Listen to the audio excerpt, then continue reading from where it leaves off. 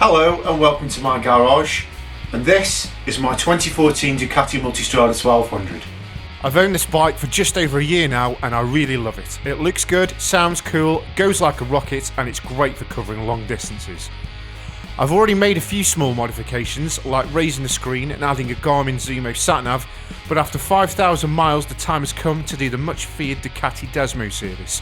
I was quoted between about £1,000 to £1,200 to do it at the dealer, so I thought why not have a go myself, and at the same time make a few other mods to the bike. Also, I want to learn how to do the work myself. I've owned bikes for about 3 years now, and one of the things that attracts me to bike ownership is that the machines are still relatively simple to work on and you can do it at home. They don't take up a lot of space, so I can do it in a single garage, and it's not my primary vehicle, so it does mean that I'm not going to be immobilised myself for a few weeks if that's how long it takes to get all this done. So, after watching every YouTube video, asking questions on forums and reading anything I can about the subject, it's time to start work. I've spent a few months stocking up on tools, so the first thing to do is to get the big multi up on the Aber Skylift and start tearing it down. It's not hard to see why the Desmo valve clearance check is such a costly service. Most of the bill is surely for the time it takes to strip the bike down, especially if you've got crash bars like my Gran Turismo version. The actual measuring of the shims is in the next video, so feel free to skip ahead if that's what you're looking for. Otherwise, there's a lot of work involved in getting to that point and a few things to be aware of. I find it very useful to keep fasteners, nuts, bolts and other small parts in freezer bags. I was certainly glad of this when it came to reassembling later on. Just make sure to date your bags so you know exactly how long they've been in the freezer for.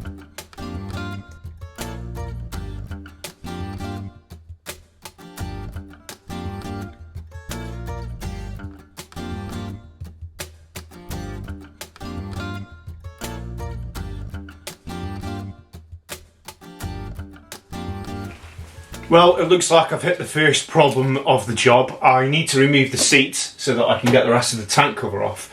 I've just put the key in there, and as you can see, it's just spinning around inside, which is a bit disappointing because, well, I'm going to have to try and find out how to release the lock. Well, after a lot of off-camera frustration, I had to just resort to brute force and take the seat off that way. Having looked online, apparently moving that, this is the cable that's connected to the barrel, so that should do it. So if I can just do that by hand, there we go. So easy. Never mind. As frustrating as this is, it's probably the best time for it to happen. I'm going to be taking the bike off the road for a while anyway. Better it happen now than when I'm out somewhere I need to get access inside.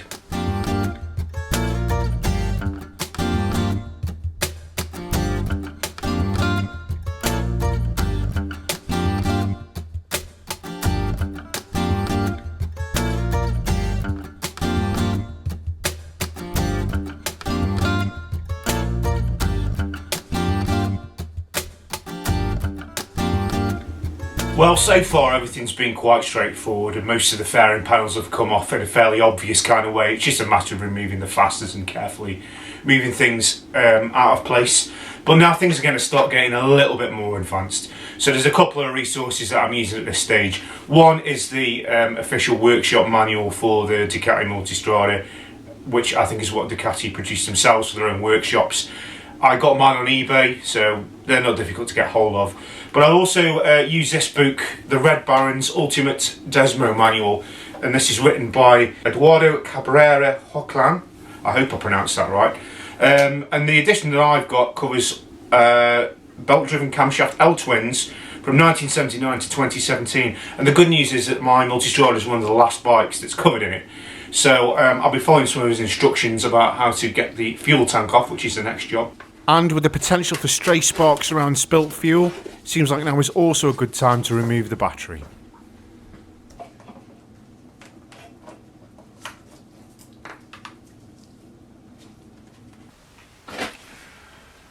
Well, I've taken all 4 bolts out of the tank and it's loose. I can feel it's moving. The only thing left to do now is I've got to remove this connector, and then the fuel cell and return need to come out of the tank. I've got my jerry can on standby just in case the fuel starts coming out. I'm hoping it won't though. We're tipping a reasonable amount far forward, so hopefully the fuel's at the front of the tank, but let's see.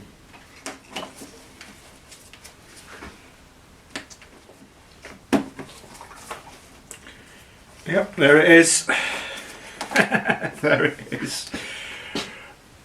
Okay, I guess that wasn't quite as empty as I was led to believe. Pneumatic.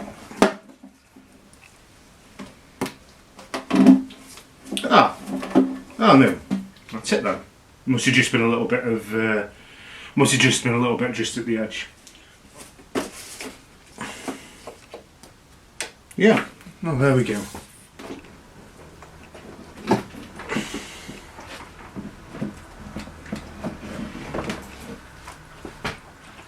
With the fuel tank removed, I've put the bike back in its normal position on the ABBA stand.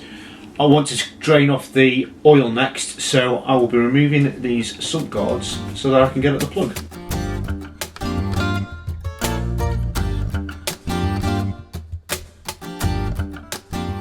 Well, I'm not going to get that bolt out without taking the centre stand off. But I was going to take the centre stand off anyway, I think, to give it a cleaner, maybe paint, so no harm done, I'll just take it off anyway.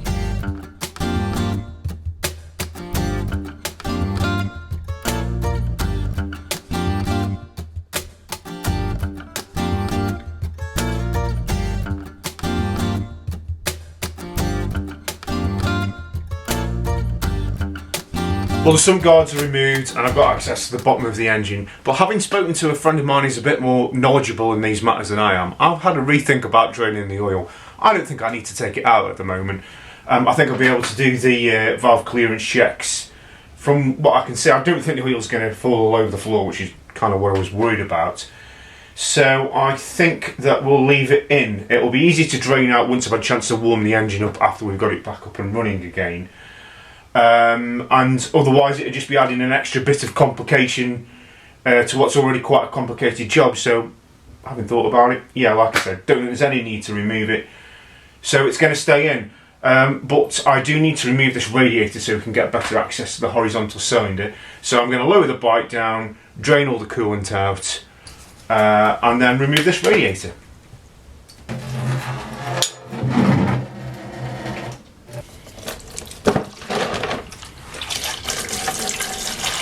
Right, back up on the stand just to get some better access. The radiator, it's time to get the radiator out, which I should think will be quite simple. And I think the loom for the Garmin sat-nav can come out as well. Probably able to do a better job of installing that when I put everything back together.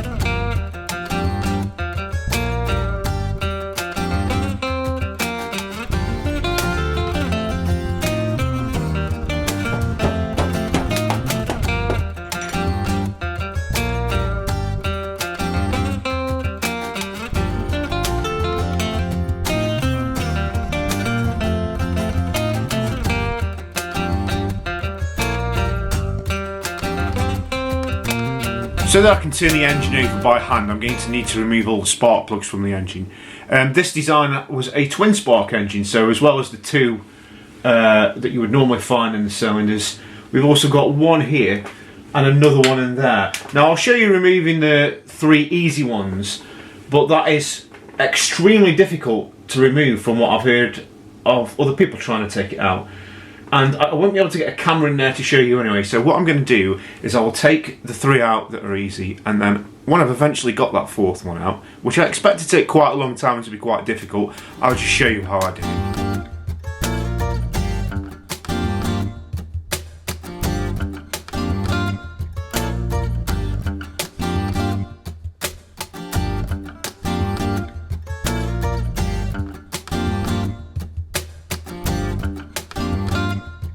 Right, I think I might have a bit of luck here. This is my spark plug tool, and you can see the end of that has got a hex nut on it. Now I've just been able to place it over the plug, and I'll try and get you a better shot of that in a second, but I'm fairly confident that I can get a spanner to the edge of that and get it out. So let's just see. You can hopefully just see that down there, and I'm sorry I can't get the camera to focus a little bit better than that, but yeah, that's how I'm doing it. I'll be going in from the top. In the end, it wasn't so bad. I think that's taken me about 10 minutes to get out. Well, the way I did it is to come in from the top with the spanner like that and just turning it one flat at a time. It's really all I could move it by, and slowly but surely you'll reach a point where it's come out enough for you to tease it out just by taking one finger from above and then waggling it around, and it's quite an operation. But yeah, I managed to get it out. Of course, I've got to get the new one back in when the time comes, so it's probably just going to be just as hard. But anyway, yeah, now we can move on to the next step. I'm going to need to turn the engine over while I'm doing these checks. There's two ways to do that. One of those is to put it into 6th gear and to turn the back wheel. And the other one is to use the crank turning tool. So what I'm going to do is I'm going to remove this cover, put this into the crank, and then hopefully I can turn that by hand.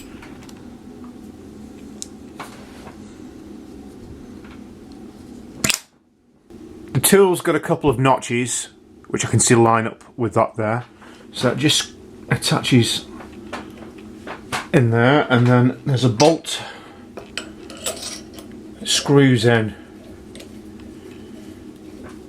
like so, and then I think we'll just nip that up. That's reasonably tight, but not too much. And then hopefully we'll be able to turn the engine over. Yeah, it certainly sounds like it, doesn't it? Okay, I'm just getting to the point where I'm going to take the belts off. The first thing I needed to do was find top dead centre of the horizontal cylinder, and that's from there, that's where all references are made to the position of the engine. And the way that I was able to find that is you might see this notch on the case there, and there's a small, barely perceptible indentation on the pulley there. They line up just to confirm it's at top dead centre. And what I did was I just popped a little stick down that hole and just checked as that came in and out, just to confirm that it was top dead centre as well. I just wanted to make sure I'd done that correctly. So the next thing I'll be doing will be making some markings on the belts so that I know where to put them when I put them back. Quite often people will change the belts when they're doing the Desmo service, but I know that this had new belts just over a year ago, 5,000 miles ago when I bought the bike, so I think they're good for a little while longer. I'm not going to change them yet. Maybe I'll do them in a couple of years, depending on how many miles I do, but I don't think there's any need to go changing them yet. I'm using paint pens to make markings on the belts and the pulleys. Be sure to use different colours for the horizontal and vertical cylinders so that you can't mix them up when the time comes for reassembly. When that's done, loosen the cam belt tensioners, and with a bit of manipulation, the belts will come free.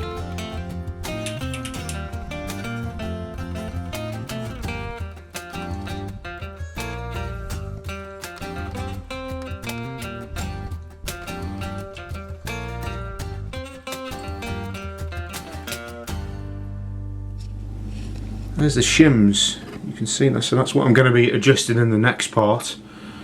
So yeah, it feels good to finally see them after probably about a year of researching, reading things and watching every YouTube tutorial I could find on it. Yep, there they are. So in the next part we'll be doing the Desmo service. Coming up in the next part, I'll be getting out my feeler gauges and measuring the clearance of the shims, removing camshafts, and getting familiar with my micrometer and vernier calipers. Thanks for watching, see you next time.